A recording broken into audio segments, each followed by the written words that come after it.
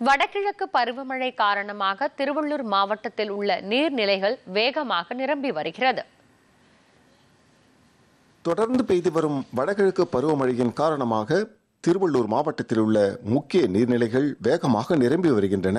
சென்னைக்கு குடிநீர் வழங்கும் முக்கிய நீர்த்தேக்கமான பூண்டி சத்தியமூர்த்தி நீர்த்தேக்கத்தின் முழு கொள்ளளவான 35 அடியில் தற்போது 33.5 அடி தண்ணீர் உள்ளது.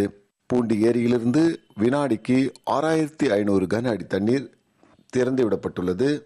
ஏரிக்கு வரும் நீரின் அளவு வினாடிக்கு 7250 கன அடியாக உள்ளது. அதேபோல் 21.20 அடி ஆழமுள்ள புழல் ஏரியில் தற்போது 18.60 அடி நீர் உள்ளது.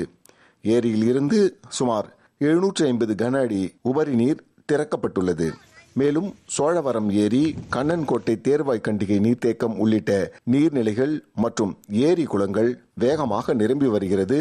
ஆந்திர மாநிலம் கிருஷ்ணாபுரம் அம்மப்பள்ளி அணையிலிருந்து சுமார் 1000 கன அடி தண்ணீர் கொசஸ்தலை ஆற்றில் திறந்துவிடப்பட்டுள்ளதால் திருத்தணி, பள்ளிப்பட்டு உள்ளிட்ட கரையோர கிராம மக்கள் பாதுகாப்பாக இருக்கும்படி மாவட்ட நிர்வாகம் சார்பில் கேட்டுக்கொள்ளப்பட்டுள்ளது.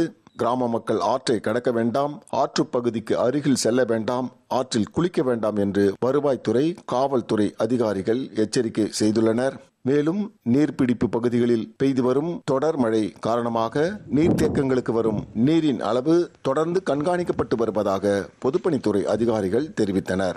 வடகிழக்கு பருவமழையின் காரணமாக திருவள்ளூர் மாவட்டத்தில் உள்ள முக்கிய நீர்நிலைகளான பூண்டி, புழல், சோழவரம், கண்ணன்கோட்டை தேர்வாய் கண்டிகை ஏரிகள் வேகமாக நிரம்பி வருகிறது.